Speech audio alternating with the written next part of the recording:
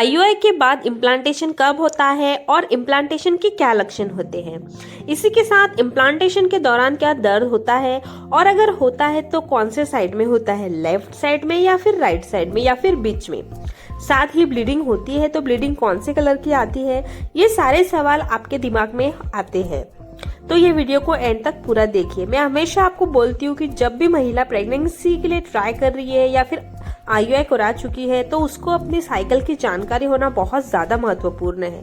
अगर वो किसी भी एक्सपर्ट डॉक्टर से ट्रीटमेंट करवा रही है या भी किसी इनफर्टिलिटी स्पेशलिस्ट से ट्रीटमेंट कर रही है, आईवीएफ करा चुकी है, आईयूआई करा चुकी है, उसे अपने बॉडी की चीज़ों की नॉलेज होना बहुत ज़रूरी है।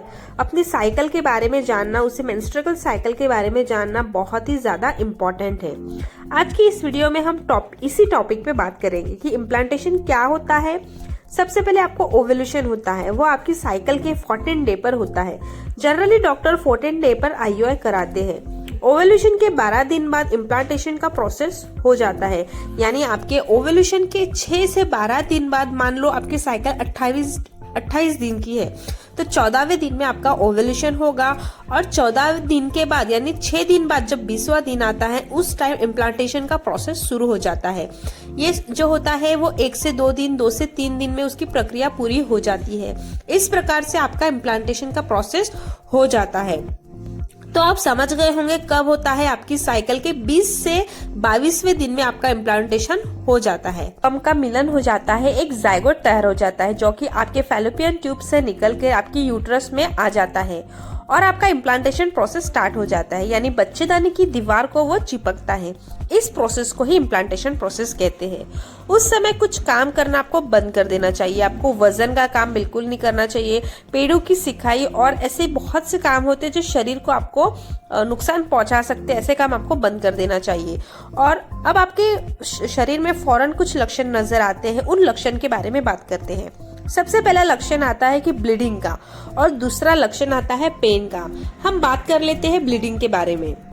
ब्लीडिंग किस तरह की आती है, सबको आती है, कितने पैड खराब होते हैं, कितने दिन तक चलते हैं, कुछ घंटों तक चलते हैं क्या, और बहुत सारे जो आपके क्वेश्चंस होते हैं मैं इसमें आपको बताने वाली हूँ।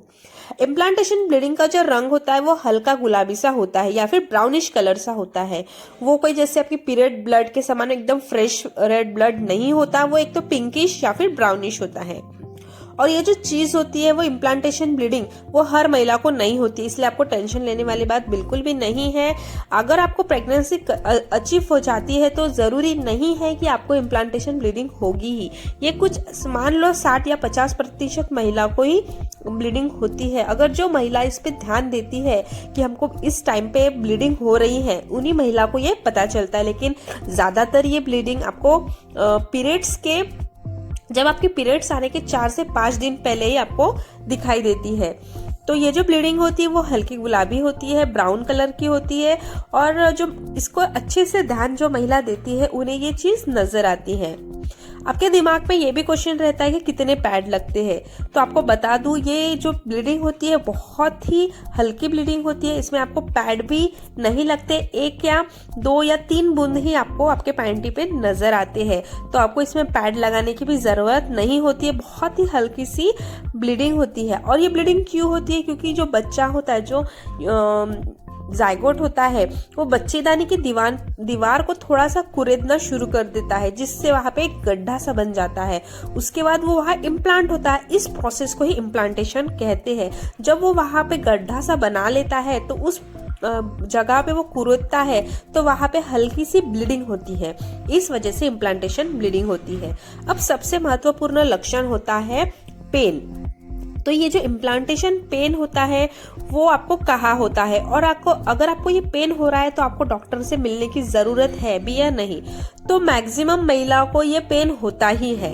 अगर जो महिला अच्छे से ध्यान देती है उनको तो पता चल ही जाता है, लेकिन मान लो 80% महिला को ये पेन होता ही होता है।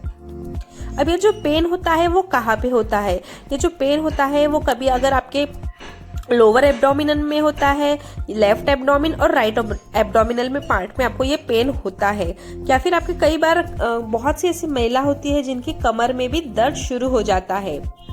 तो ये जो दर्द होता है वो पीरियड से दर्द के जैसा बिल्कुल भी नहीं होता है। पीरियड का दर्द बहुत ज़्यादा हैवी होता है, बहुत ही दर्दनाक होता है, लेकिन इम्प्लांटेशन का जो पेन होता है वो बहुत ही कम होता है, और ये जो पेन होता है 1 या 2 दिन ही होता है। तो इसमें आपको चिंता करने वाली बात नहीं है। अगर ये सारे आपको सिम्टम्स नज़र आ रहे हैं तो आपको जल्दी से जाके अपने डॉक्टर को कंसल्ट कर लेना है। अब जब आपको पेन होता है तो कैसे, कभी कभी कुछ महिलाओं को जैसा हल्की सी चुभन हो रही है, या अगर आप पिन चुबा रहे हैं, इस प्रकार का दर्द होता है। तो आपको अभी समझ आ गया होगा इम्प्लांटेशन ब्लीडिंग और इम्प्लांटेशन पेन क्या होता है और कब होता है।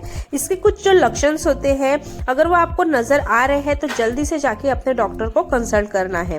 और अगर आपको जो पेन है वो बहुत ज्यादा हो रहा है और आपकी जो ब्लीडिंग है वो बहुत ज्यादा जा रही है, तो इसको भी आपको नजरअंदाज नहीं करना है, जल्दी से आपके डॉक्टर को कंसल्ट कर लेना है। क्या होता है, बहुत से टाइम अपन इस चीज पे ध्यान ही नहीं देते कि जो बच्चा होता है वो फैलोपियन ट्यूब में ही बड़ा होता रहता है, जो कि एब्नॉर्मल प्रेगनेंसी हो सकती है, जिसकी वजह से आपका मिसकैरेज हो सकता है, आपका फैलोपियन ट्यूब फटने के चांसेस हो सकते हैं, आपके जो बेबी है वो खराब हो सकता है।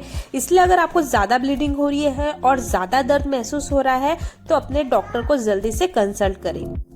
आशा करती हूँ आपको दी गई इन्फॉर्मेशन आपको हेल्पफुल लगी होगी, और अगर आपको इम्प्लांटेशन ब्लीडिंग के बारे में और भी जानना है तो कमेंट करके ज़रूर बताएं, और अगर आपको इम्प्लांटेशन ब्लीडिंग और पेन हो रहा है तो भी ज़रूर बताएं।